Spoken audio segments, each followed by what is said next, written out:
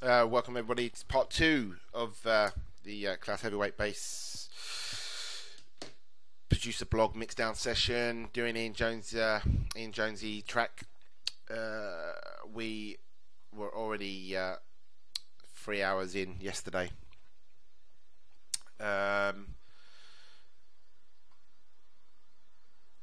So where we're at. We've done a bit of the drum processing. We've done the work on the bass. Done quite a bit of balancing.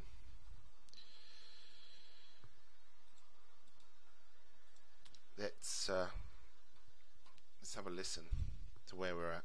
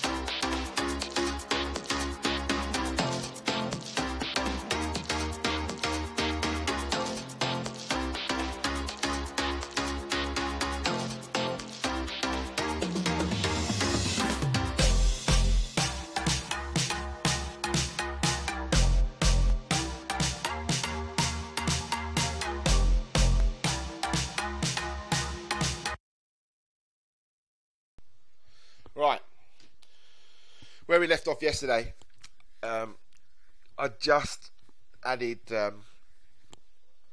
some bus EQ. We added a little bit of bottom end with the Native Instruments passive EQ, just a nudge, 68 Hz, but it's a bit of a wide Q. These are it's a Manley Massive copies, so these are like fixed bands you just set in there. So the kind of Qs you adjust with the middle button here. So it's just kind of, you know, little bump, about 2 dB. We added a little bit of high, mid, a little bit of high. We actually took this off because this is a previous version, because I didn't like what I did in that last version I saved, so I went back to the one before. We need to adjust this. And we took the high out of there. And then we added the high end with air EQ. We've got the bus EQ running. And the bus EQ is taking off about 2 dB.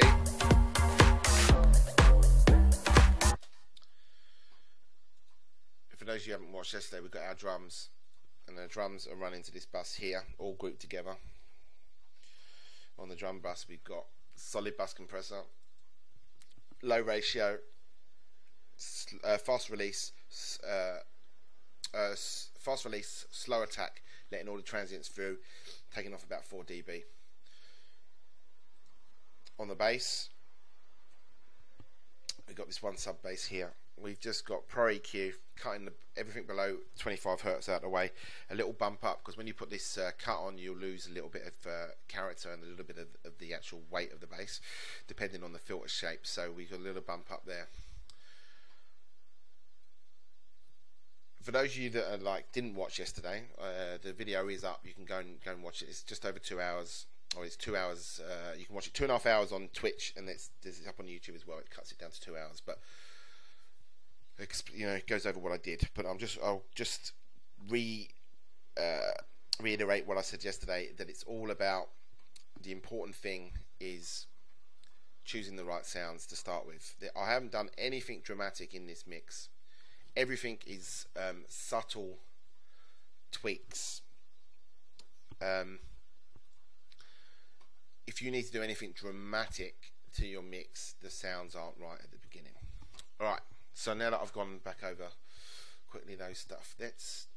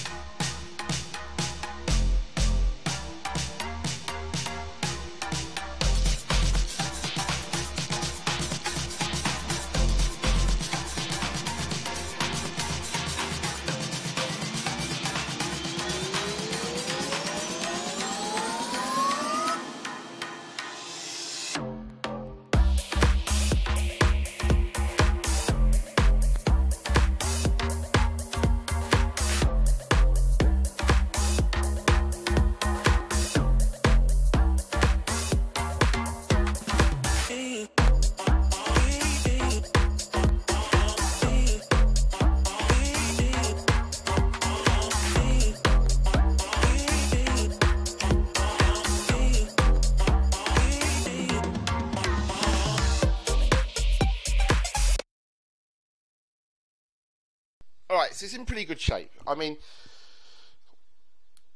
there's still a lot more things to do, but what I'm trying to do is just show you some real basics and some essential stuff that I do every single mix to just get things really quickly into shape, where you can then spend as much time as you want going down the line, developing the sound and pushing up. The leads, I don't know if you guys have noticed, I did quite a bit of work on them yesterday.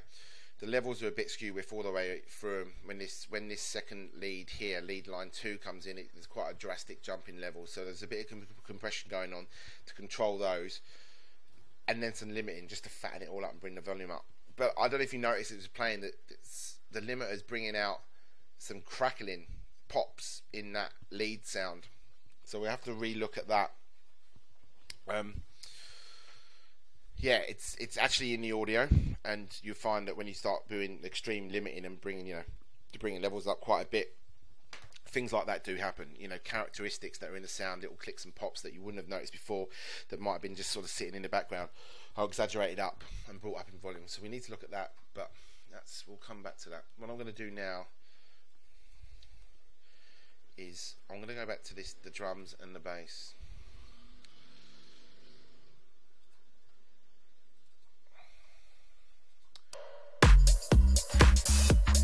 What we're going to do,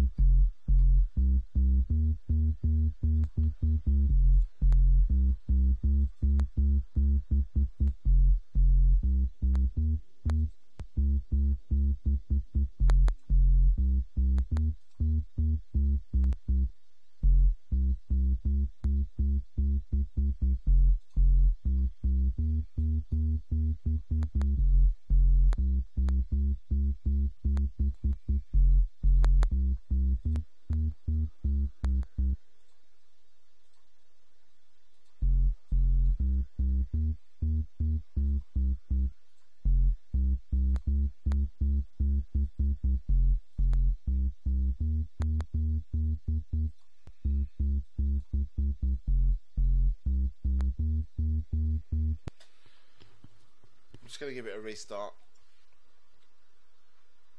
Usual DAW rubbish.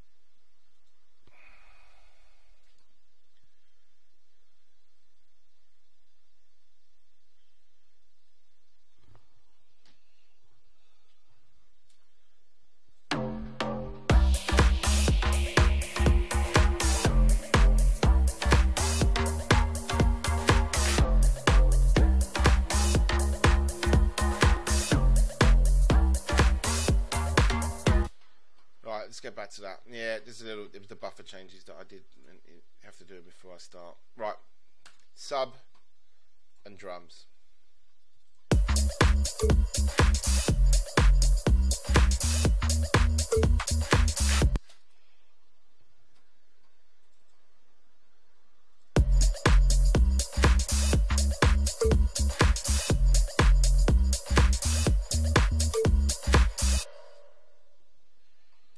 We're going to add the drums and the bass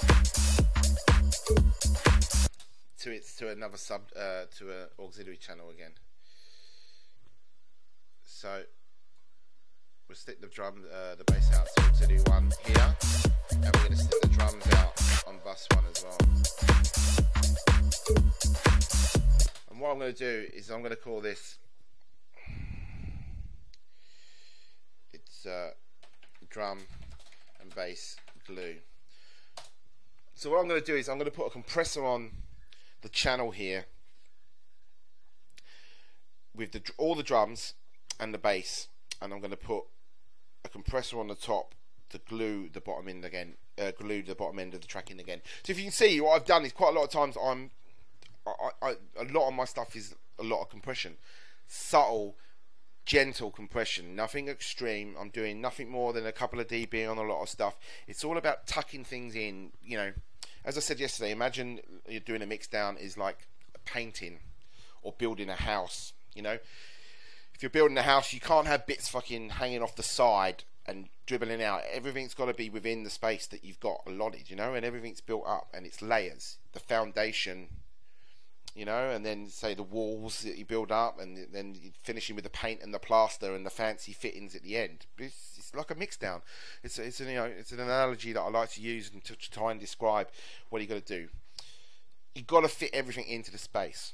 So the way I do that is some gentle EQ cutting, boosting on stuff if it needs it, but really lots of compression, tucking things in, gluing things together, making them all sound tighter, and bringing it all together. So I've already got compression on the drums, some gentle bass compression. I've got some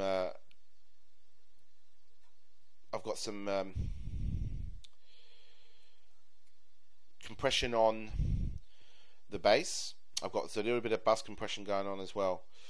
And what I'm going to do is put the bass, the drums onto a bus and put some more compression on there.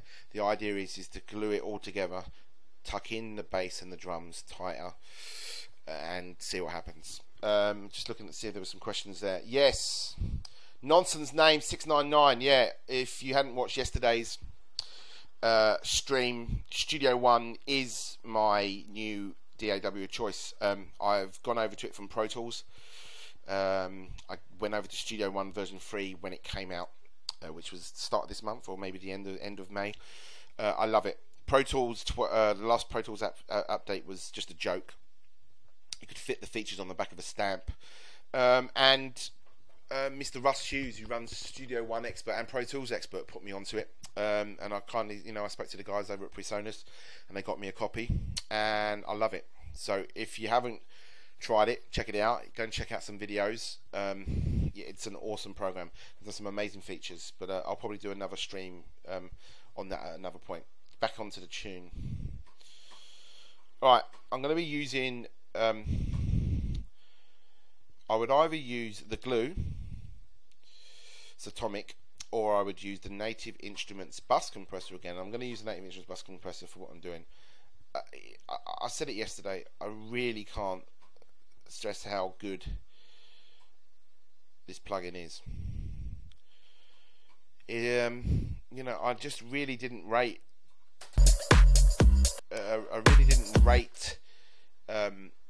Native Instruments for the kind of processor plugins, for dynamics and EQs, but they really pulled it out of the bag with this one. So ratio 2, we'll start with an attack around 3, we'll start a release of around 4.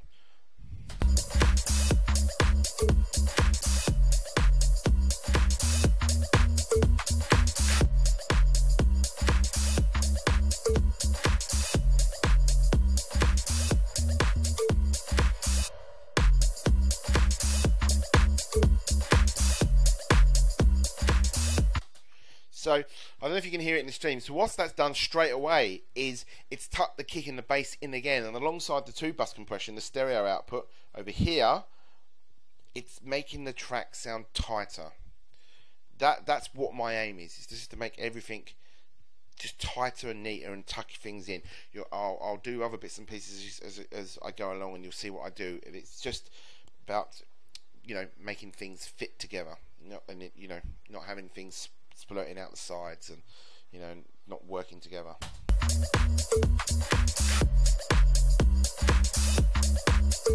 I'm looking to take 4, maybe up 5 dB off.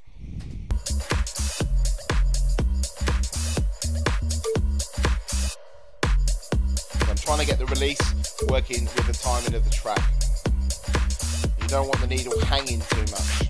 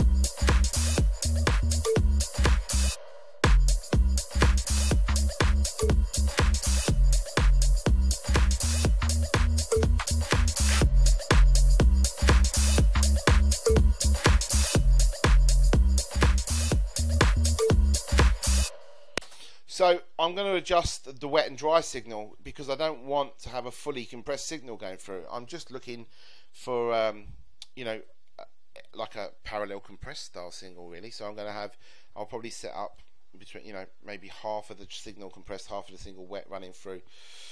Yeah. And I'll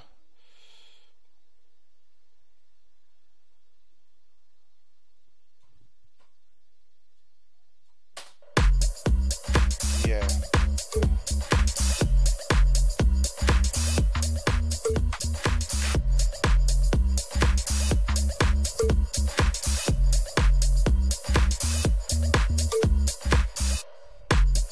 then all we've got to do is just balance the volume back in because there's a bit of a volume boost on it.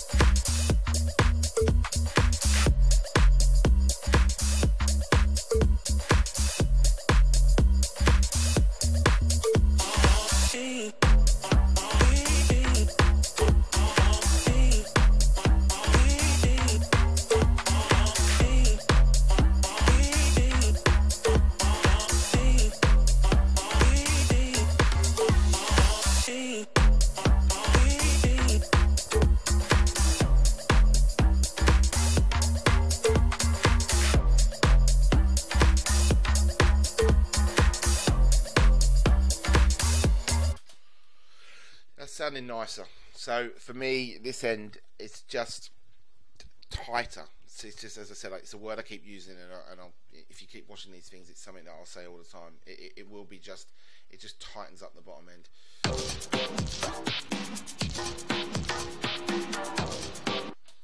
I wanted to do some work on these hats.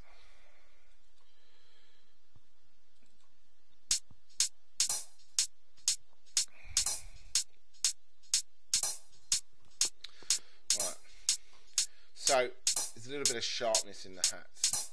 We discussed about cutting yesterday. What I do is get rid of, like, you know, some harsh sounds, for harsh resonant bits in sounds and stuff. So you can do, there's other plugins that do it quick or whatever, but I'm going to just use the Studio One native EQ just because I want to give people an idea of what they can do just with their native plugins without going across.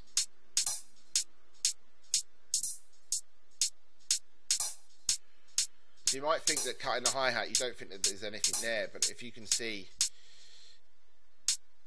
down here, if I was to start doing dramatic boosts, you see, popping up here, there's frequencies left, so even if it's on a hi-hat, it's always worth cutting.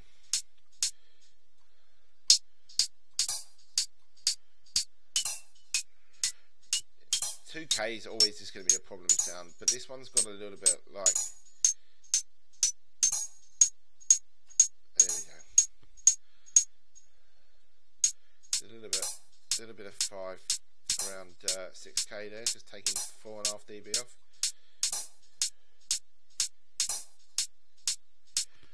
I don't know if you can hear from my end when I'm listening to on my Audi's headphones, what I'm hearing. There's a sort of sharpness to the hi-hat without the EQ, and when I bring it in, it's just flattened it out, and it's got rid of the kind of harshness on the top end. Subtle things. It will just sit a little bit better in the mix. I'm probably just going to take a little dip out there.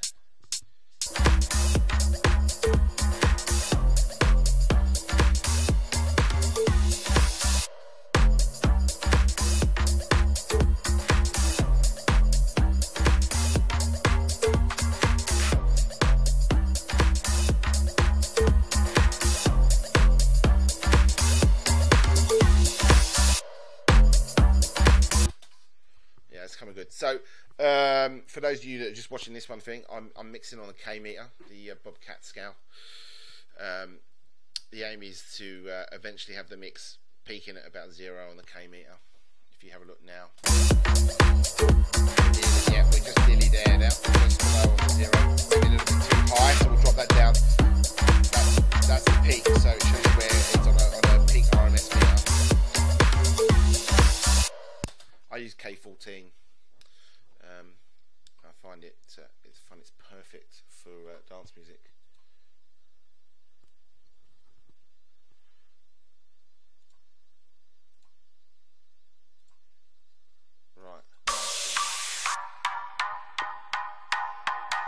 These leads are still a little bit sharp. We did a bit of work on them yesterday.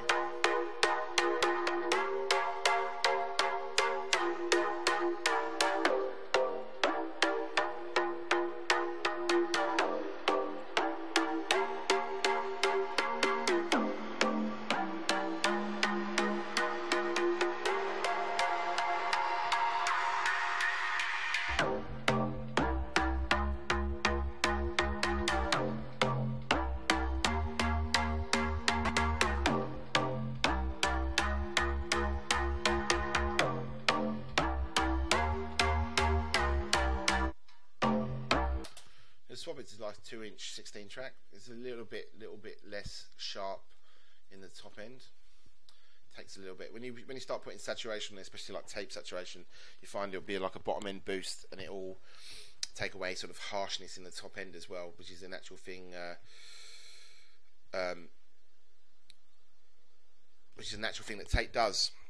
I'm just going to look at these questions. I'm CD. I'm using the Professional. I don't know what the difference is, mate. PreSonus gave me Studio One because I asked for it. So I think it's sounds. I think you get the Studio One Professional, you get a whole lot more, gigs and gigs of sounds. I think in the Melodyne thing, it might only come with Professional, and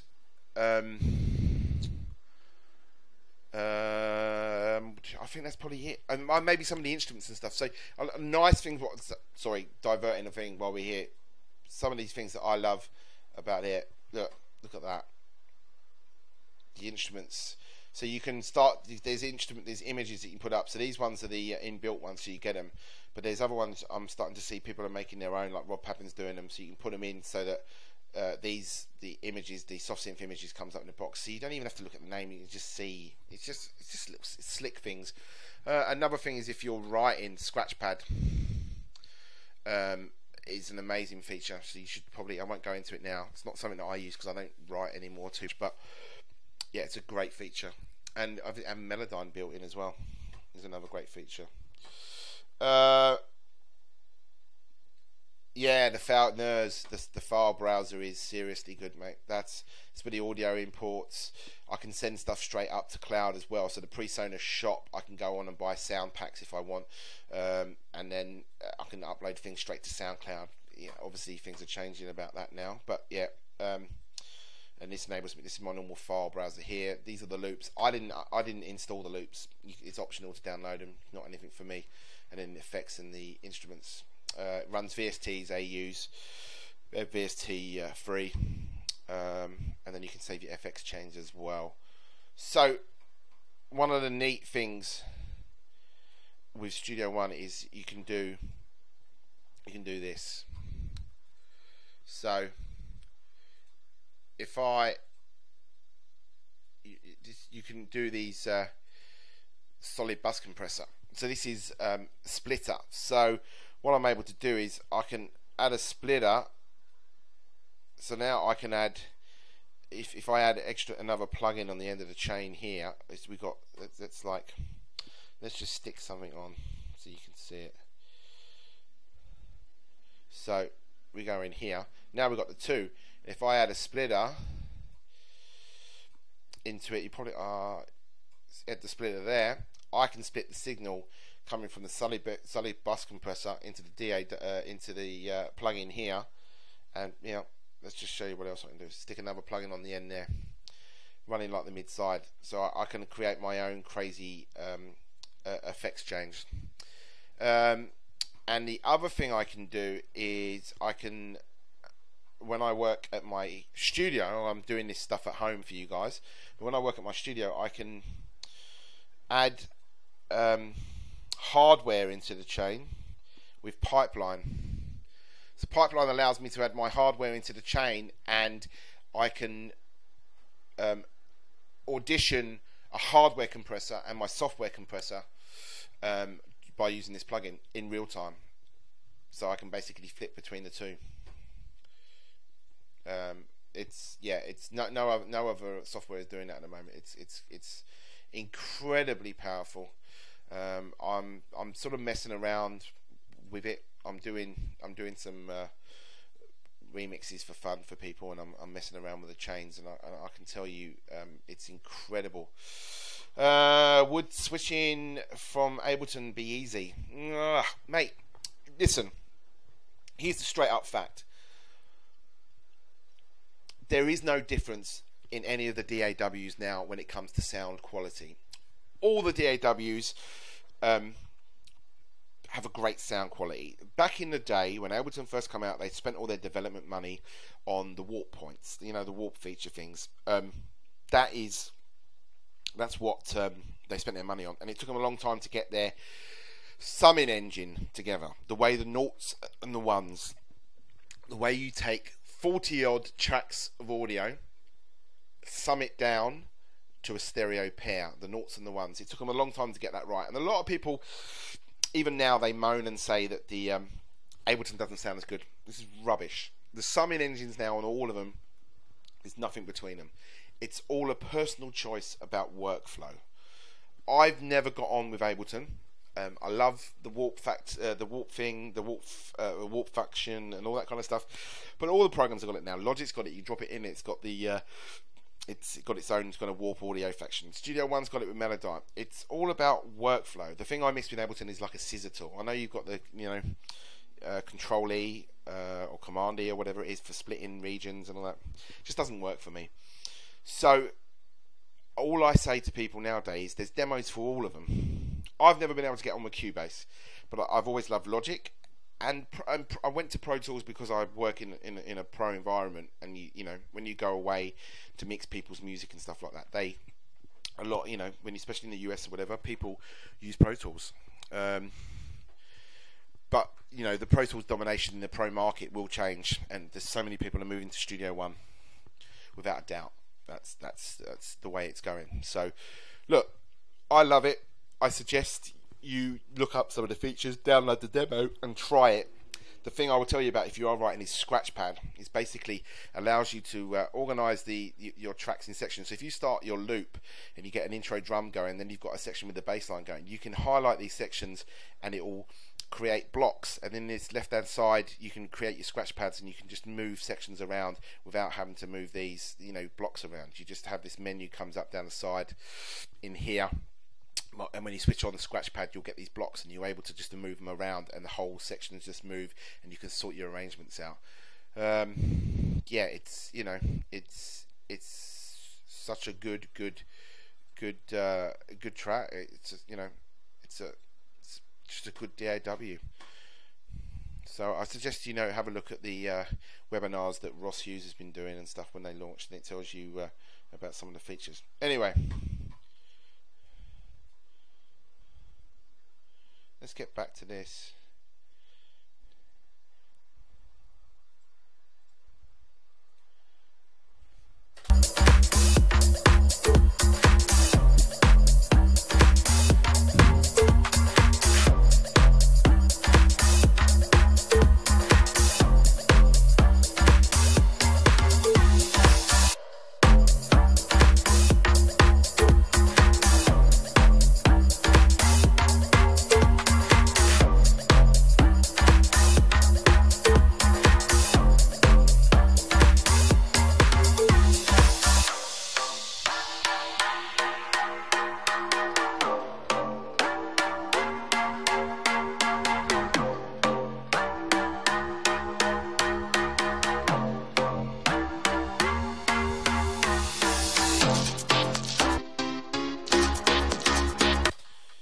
Keys could come up, it would be a little bit more prominent.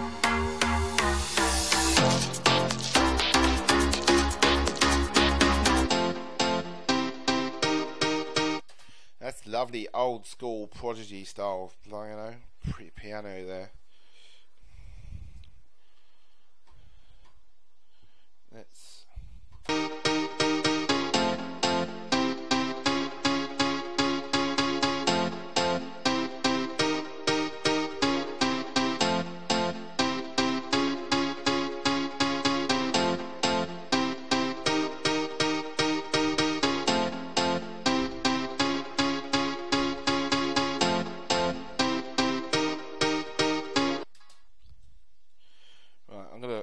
bit of saturation on that. This is my go-to sort of plug-in for that.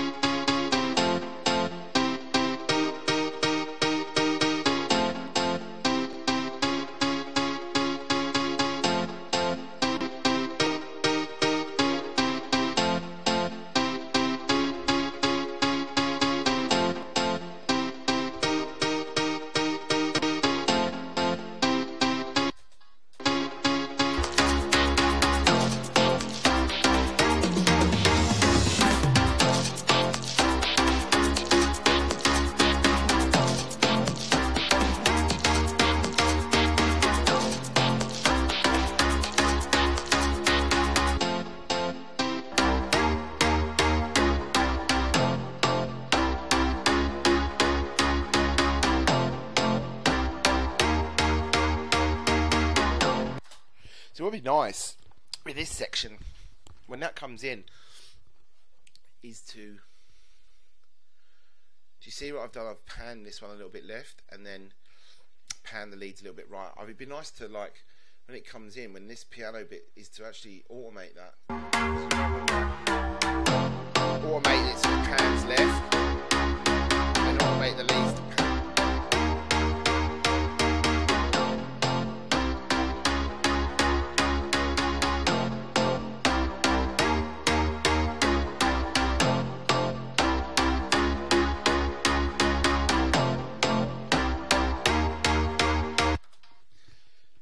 I'll do that further on. Let me write that down. So that'll be mix dynamics. So instead of just things, that will create movement in the track. And that's another thing that you should be looking at during the mix, other than in the arrangement side of things, is the movement side of things. Automation, you know, panning automation, volume automation, dynamics, making things move, making things more dramatic.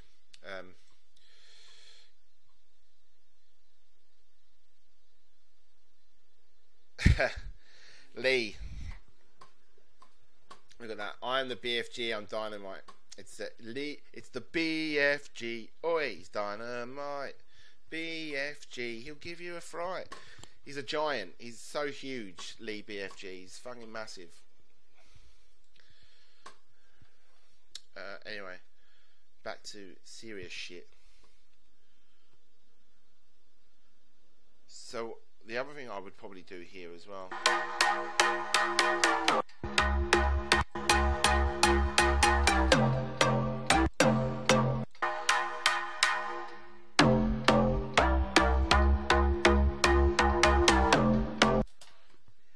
I'd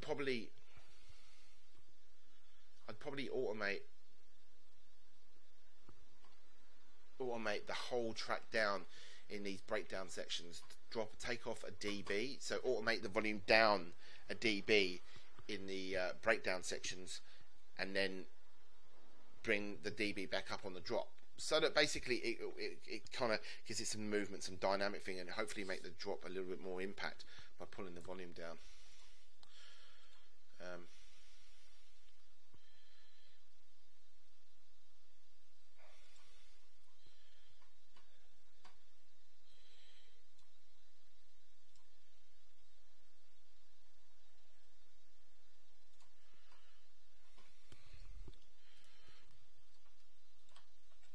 Yeah.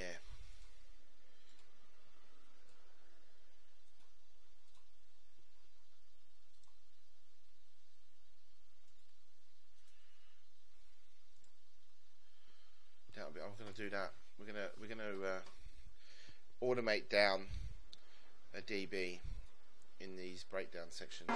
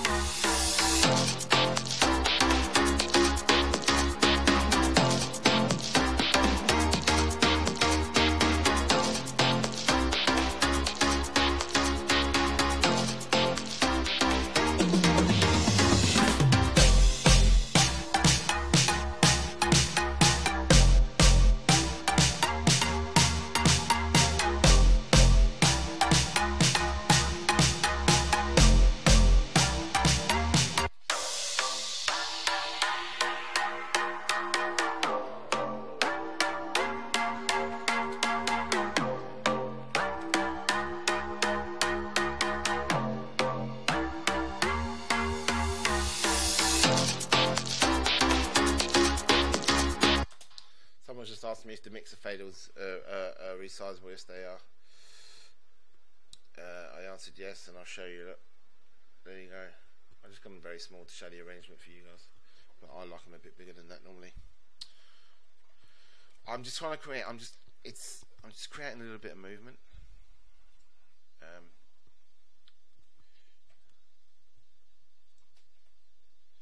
On the drop.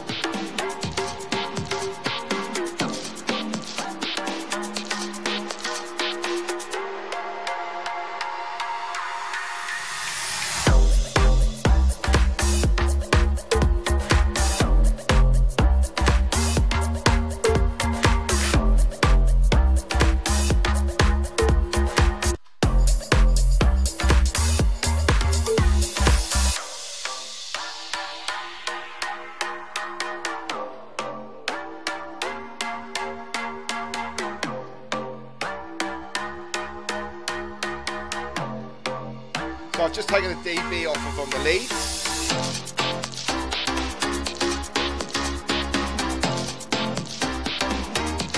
Take a dB down on these rave leads as well.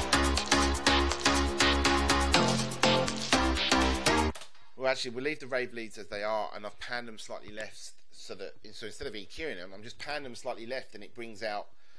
If I put it back center, and when you play the rave leads.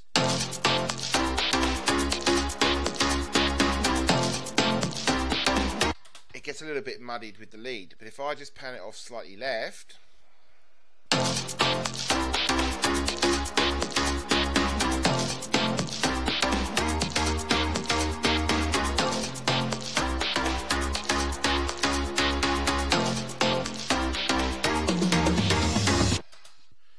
just moves the top part of it out a little bit, and it will just need a little, with the little bit of EQ.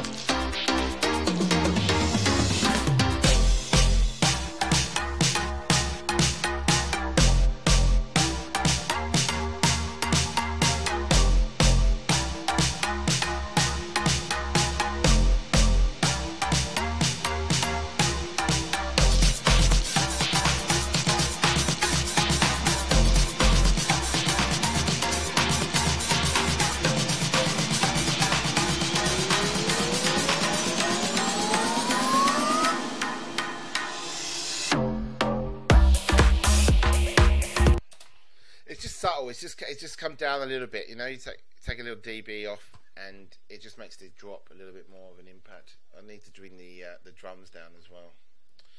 Just a couple of them. There's a drum loop that plays in that little bit. This fill loop.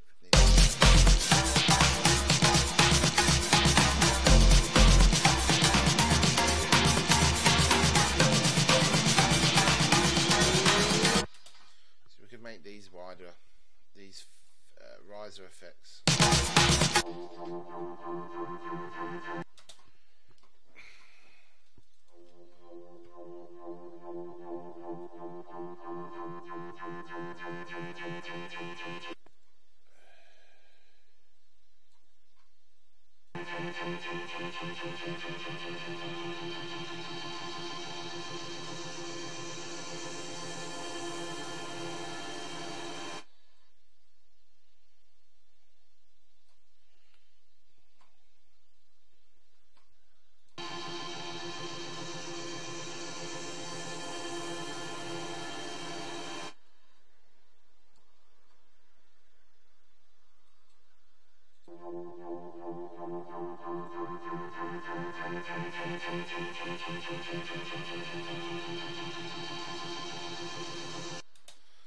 Now, let's try the waves. What's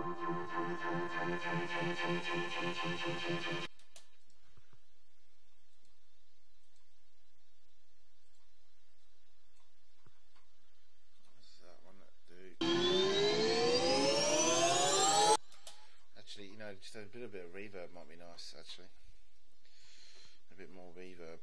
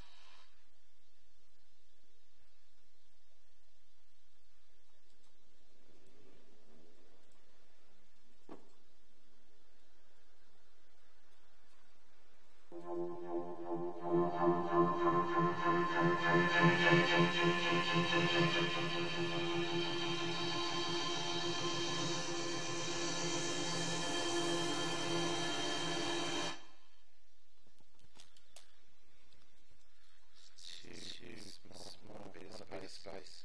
Let's do bright space. Cathedral.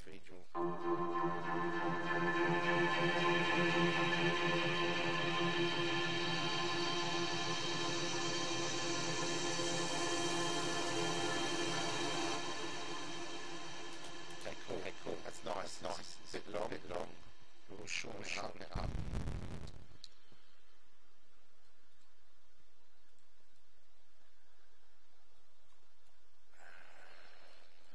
Both of them. One of the things I remember with EQ, guys, with reverb, it's EQ reverb. Don't just because you're stuck in reverb on doesn't mean that you don't need to cut the bottom end out. It's unnecessary. The EQ is bound to add quite a bit of bottom end, so you can see what it's doing. Look at all this bottom end down here. Get rid of it. What you can do, you can even EQ and bring out top bits of it.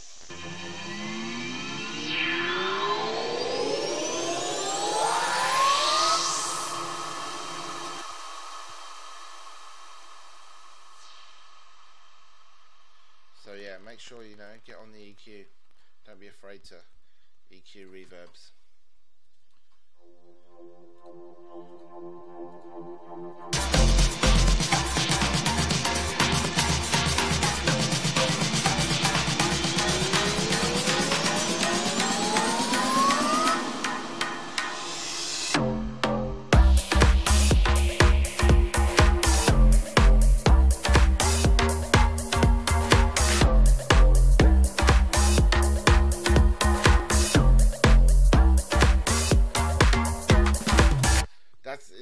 It's come together really nice.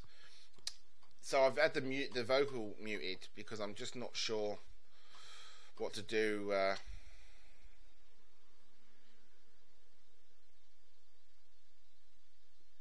Not sure what to do with it. It's kind of still being a little bit too prominent.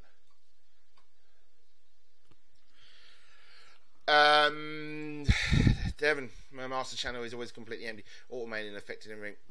That's actually wrong, I've got to say. Sorry, mate. The effects we're putting on the master channel, it's not. It's 2-bus control. It's there. The EQ on there. You're going to get characteristics that you can't get in the channel. All the audio running into your 2-bus into a compressor. You can't replicate that back in the track with individual compression on each of the sounds. So yes, getting in on each of the channels and doing things is right, but then also you got to remember 40 tracks of audio running into a stereo output, putting a compressor on there, you cannot do the same thing. It's not going to do the same thing to the sounds by doing it within the track. Same with the EQ. You can't then put a 2-bus EQ on and give it some air. You can't replicate the same sound you're going to get back by doing it on individual tracks. It's just not going to do it. The way that the EQ works and the characteristics that it gives by running all the audio into it and then doing the boost, it just gives you something else to your arsenal. If you don't want to put anything on your master bus, then don't. But I'm showing you options here of things that you can do. But it's not going to give you more control.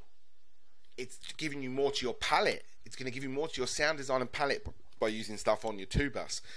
And if you don't try it, you're actually limiting yourself. There's no rules. Get in there. But you can't replicate what you're doing on a 2-bus stereo output by doing the stuff on the main track. You can't do it because it's what's happening within the track, the way that the compressor's working. You know, I couldn't then put this compressor on all the tracks and try and replicate the effect of what the 2-bus compression is doing, what the EQ doing, the grab that it's doing.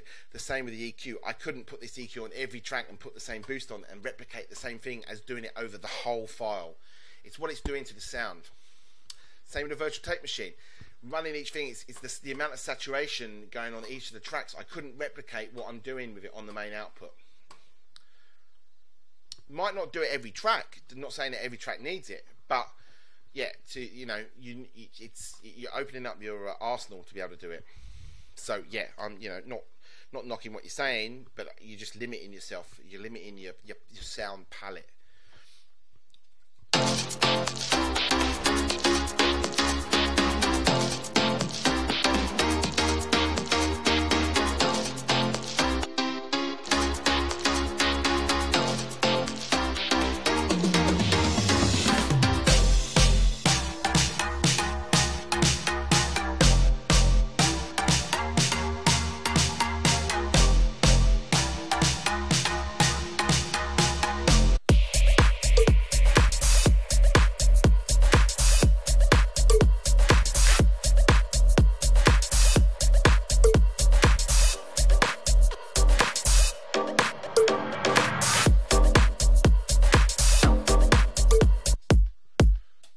I'm going to add some parallel compression on the kick as well, just to bring out some of the top end on it.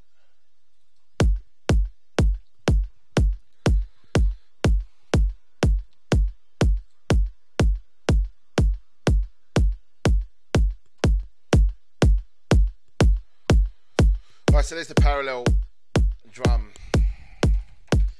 That's the kick para channel. So the idea is that here's your main kick here.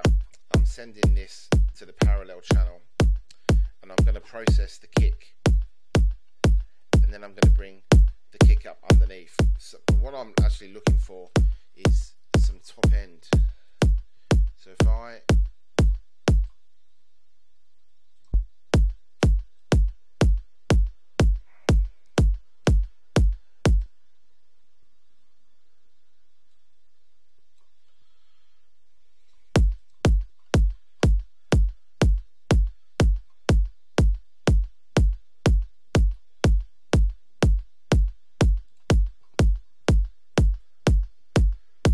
EQ,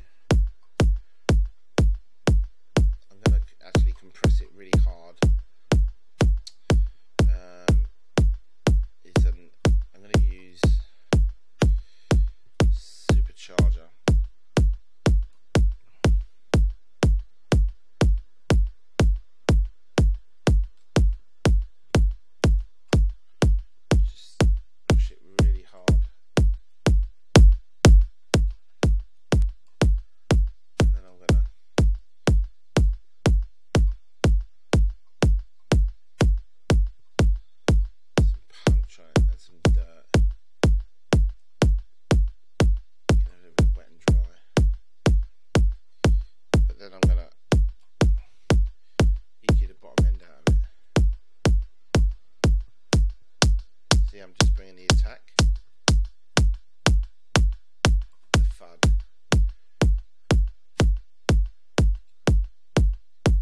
out with, it just brings out the attack, the top end of it. You just, if you listen to the kick, just focus on the higher part of the kick. Without, all you're getting is the thud of the kick, the lower end. When I bring this back in, you'll hear a kind of sort of the top end click, so to speak. And a little bit, kind of, it's as if the open end, you know, the top end suddenly gets a little bit more air.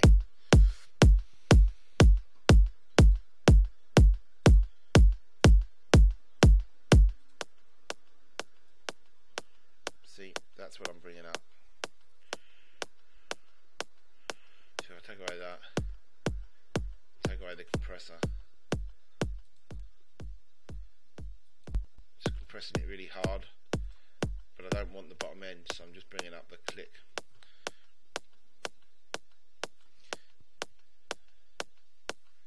Because it's got enough weight anyway. Other times in parallel compression you can leave the bottom end in and you can give, you know, more top end and more weight in the bottom of the kick as well, but we don't need it on this one.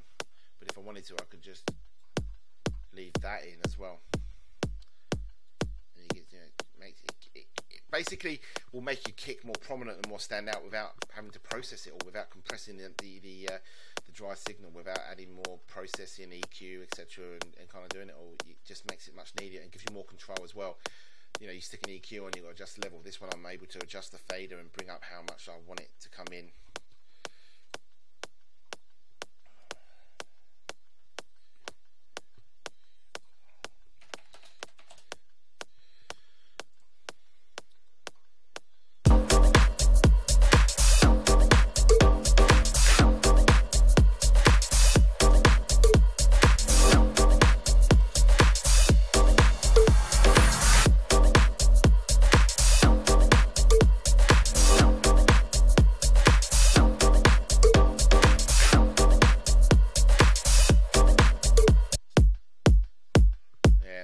It's just, again, see, I don't know how much you hear from over the stream, but if I just take that out, that's the kick in, that's without, it's just the top, it just adds a little bit of, you know, bend.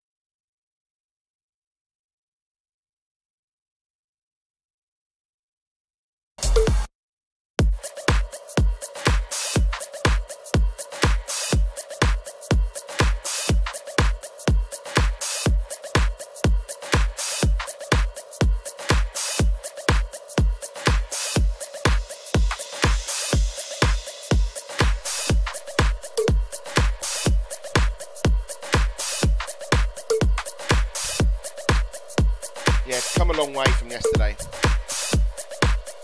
I'd still like to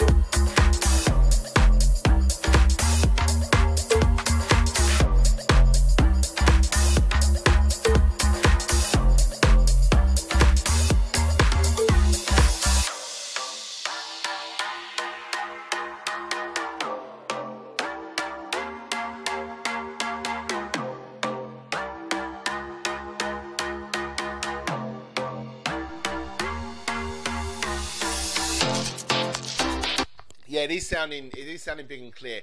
Let's go back a version. Let's go back to see you hear it before I started.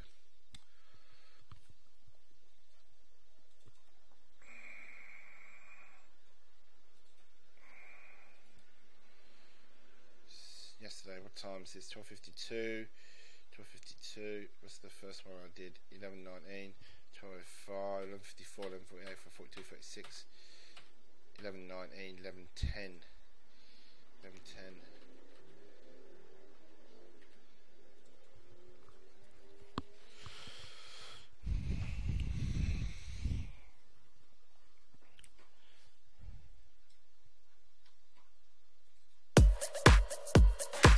Alright, this is the version.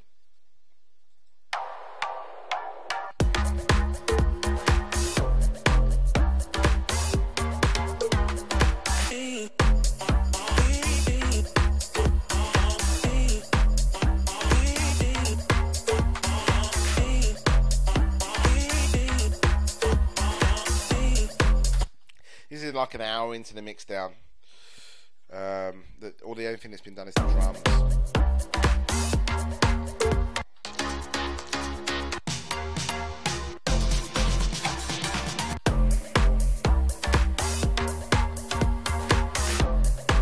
It's lacking like the punch, the clarity.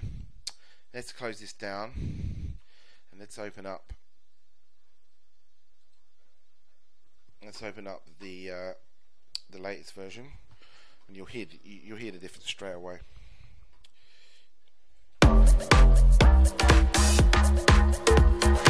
Much more weight, much more punch. The top end is open up, the air, the clarity, everything's tighter in the bottom end. Yeah, Trevor, I'm just not sure. It heats more mud, not as much space in the mix. It's also not as bright. Yeah, perfect comments. This is what I was trying to get across to you, so you can hear the difference. You can hear it straight away when it goes across. So there's not a lot of work that went into that. It's all subtle EQ and compression and placement of stuff. I haven't done anything extreme. There's no more. The most amount of EQ that I've put on at any one point is 1.5 dB.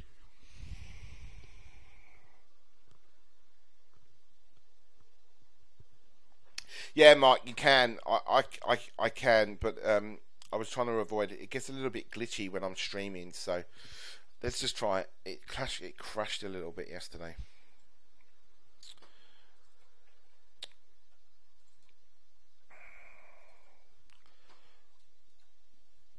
11:10.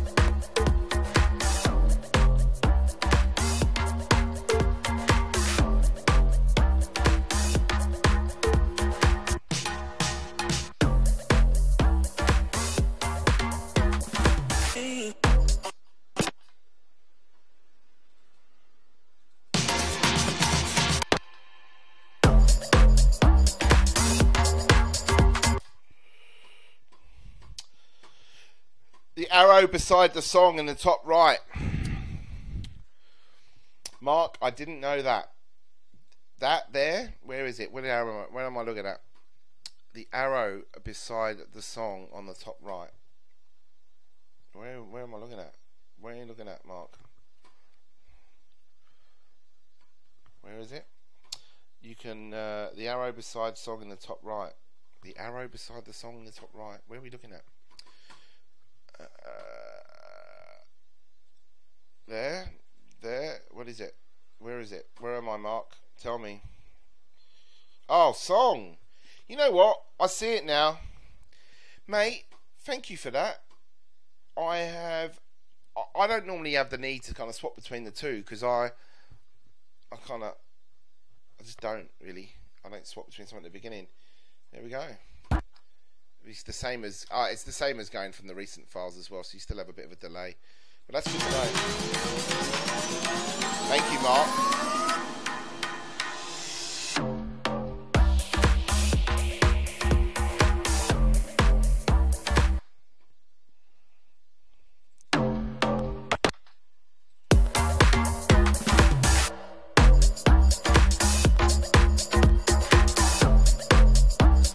Anyway, so you can hear the difference there without a doubt. It gets a little bit glitchy when I'm streaming, trying to open between the two tracks though. That's one of the only problems.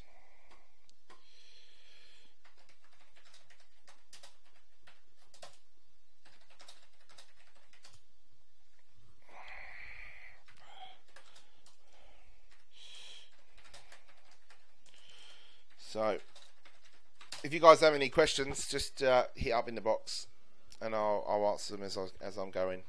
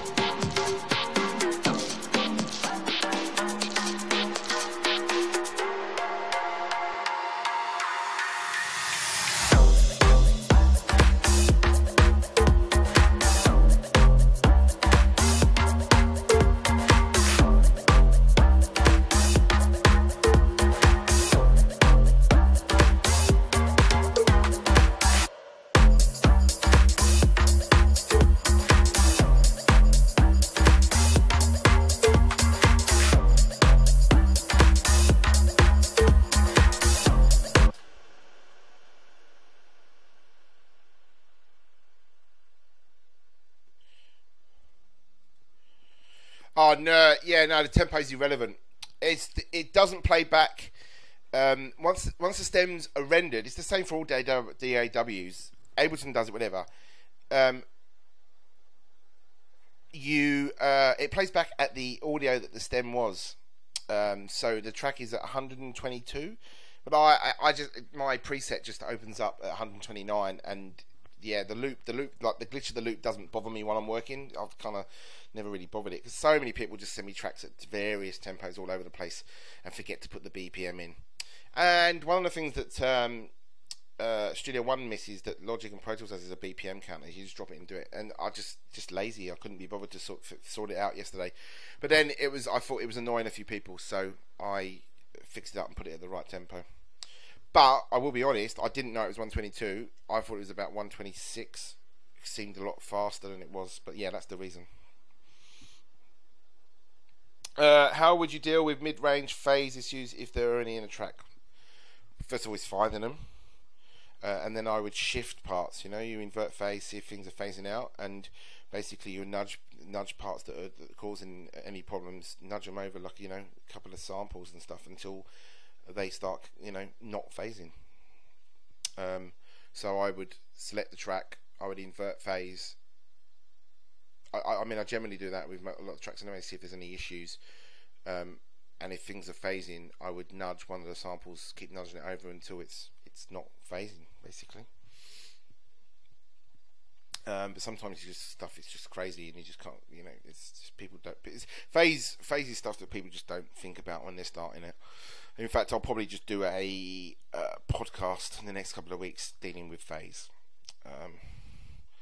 and asking some questions. And is the kick summed to mono?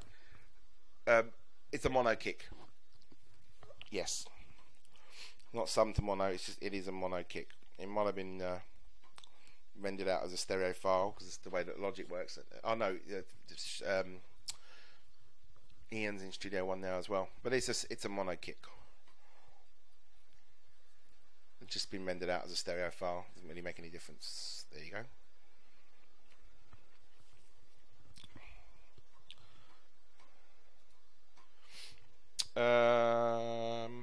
If you have any more questions, just ask in the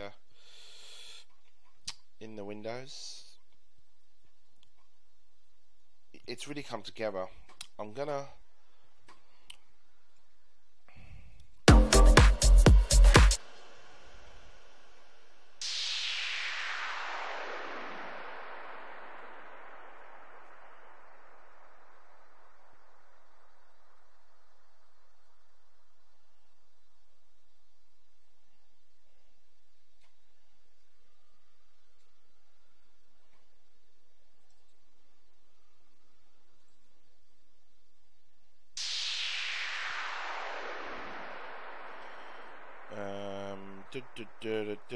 I've sent it to the wrong effects channel, but it's effects one, isn't it?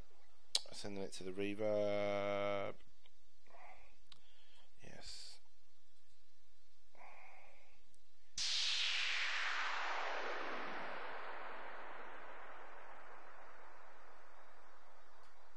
There we go.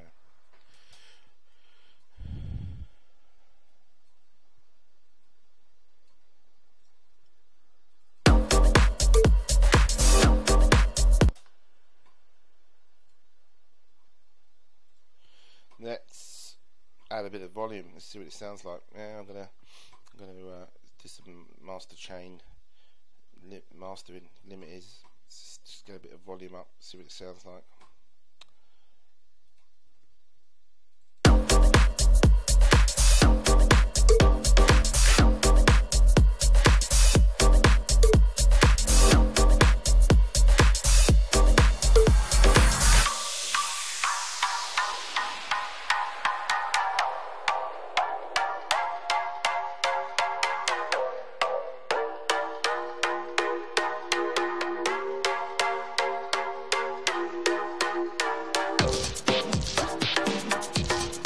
So I'm going to put some stereo widener on the main output as well, just to give a bit of sparkle over the whole track. Just take everything out wide instead of like the individual parts. We've got a lot of stereo widening on some of these individual parts, the leads. Did we put some on the rave keys? Let me have a look.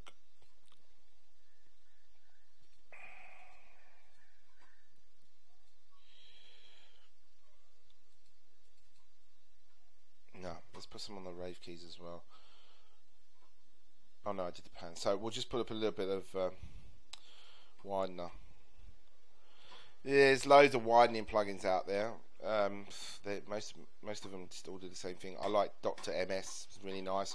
But when I just want to do like simple shit, I just use this Naukis and this preset wider.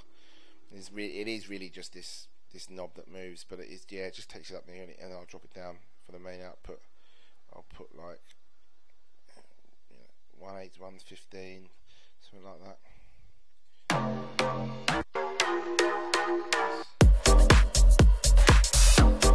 That's without. That's with.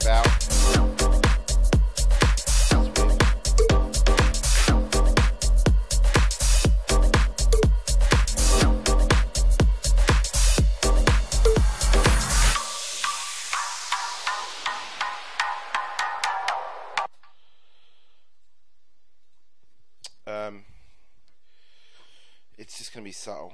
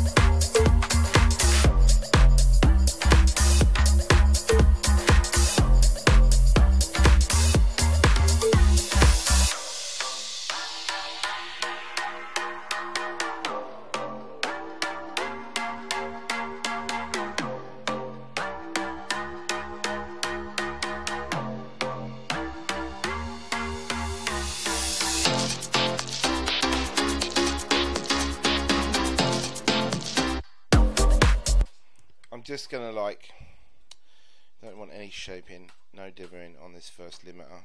24 bits, leave it there. I'm looking to take off about 3 dB gain reduction.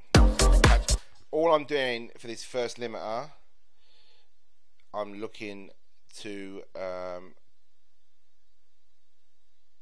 catch the peaks. That's it.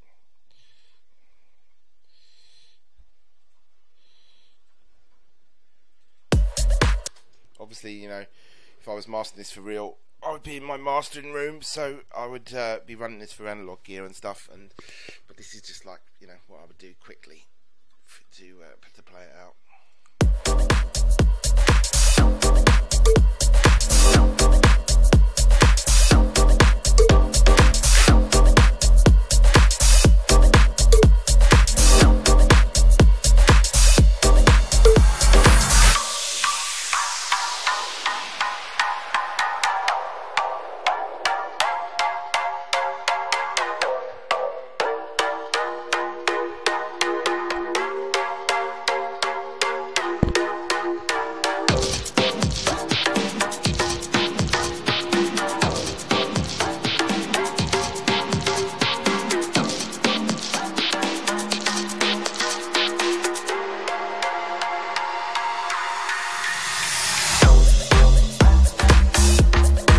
So yeah, look, 3.5, something like that. It's taken off. That's just the first one.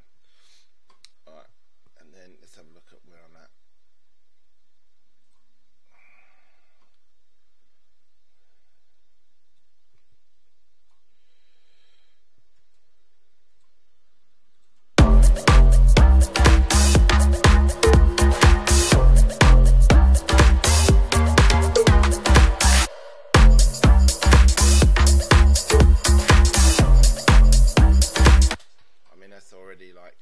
That's already quite up there anyway. I can take that much louder. I won't go really much louder, stupidly loud with it, but if you wanted, I could the mouse is going a bit spazzy. Let's put a visible limiter.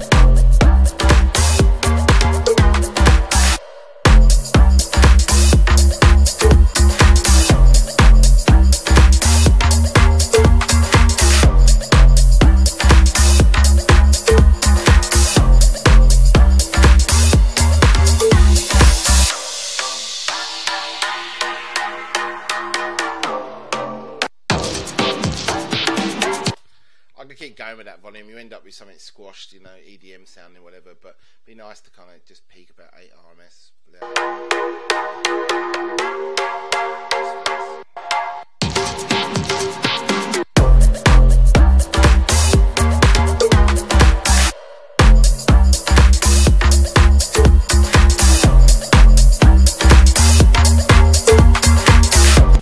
Because the mix is so balanced, because there's not loads of bottom end, the sub is not dominating over the kick, and because of the way the drums or whatever, I can keep going with this limiter.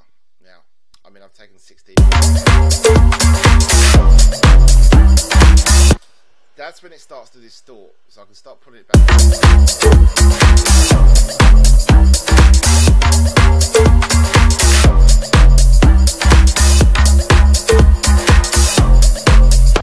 I mean, that's squashed to hell, but it's, you know, it's EDM loudness, and the only way you get up to those levels is by a balanced mix. Loudness potential starts in the mix. That's how it works. But we won't go that loud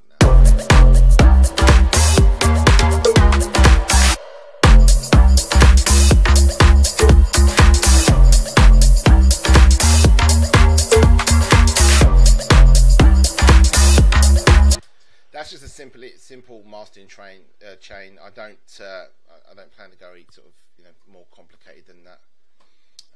If I was mastering somebody else's track or anything else, I would do, you know, corrective EQs and all that kind of stuff. But this is literally just stick a limiter on, bring the level up, and you get an idea. So we'll just play that from the beginning.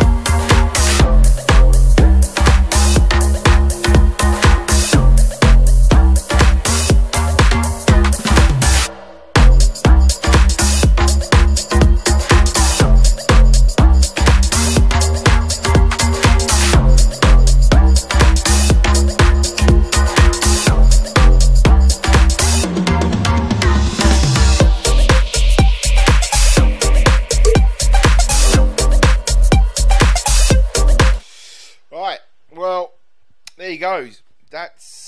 We've done 3 hours yesterday, hour and a half today. It gives you an idea. This is not everything that I do on the mix, and there's a few more things that I'll be doing on this mix before sending it back to Ian anyway. But that gives you an idea of the mindset that I'm in when I'm mixing the record. I'm not trying to, boost everywhere or anything else. I'm in this strategic mindset of making things fit. There was an article posted up in the Heavyweight Bass Producer group last week. Sort of, I always have the analogy of building a house, but I just remembered it now, of kind of a box. How you fit things inside the box, layer it up, how things in the room. You can't have things sticking out the box, overlapping the side, pouring over the top. How you build it up. Imagine your mix like a box. The bass at the bottom and the kick. How you fit things up and the layers up, and how you're going to do it. That's it. You can't have stuff spilling over the sides, overlapping, clashing, stuff leaking, dribbling down the sides or whatever. It's a great analogy, along with the building the house thing that I spoke about earlier. That's just a lot of what I do.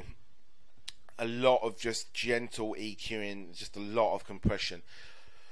I don't really use a lot of heavy compression at all, and you would see that it's 2 or 3 dB here. If I do need to do it, the highest amount of compression that I put on there was for the vocal, and the vocal's not right yet as well. It's still annoying me, but it's better.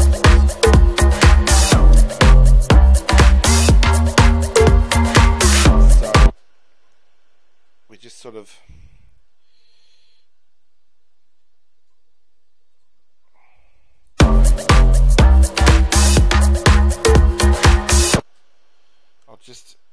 we'll just be like I'll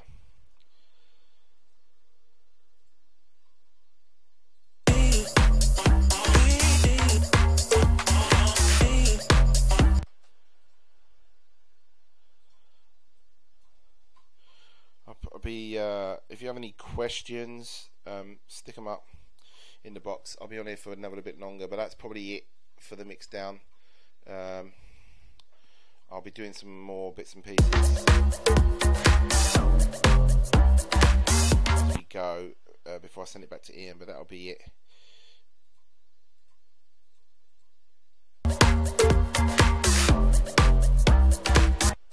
So if you've got any questions, stick them up and I'll answer them.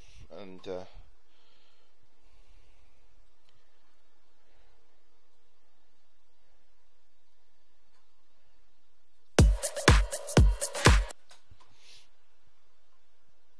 let's have a look.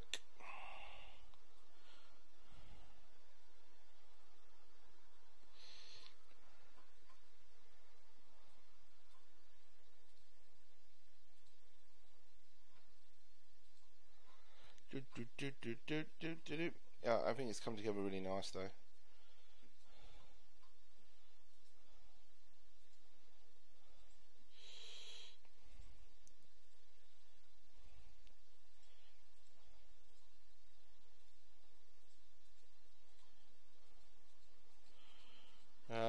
Any got any questions?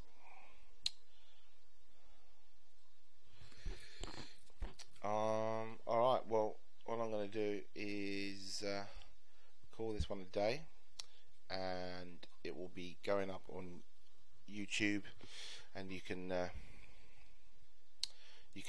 catch up on it at another point. I hope you all enjoyed the stream, and I'll be doing another one during the week, another topic. Not sure what I'll do yet.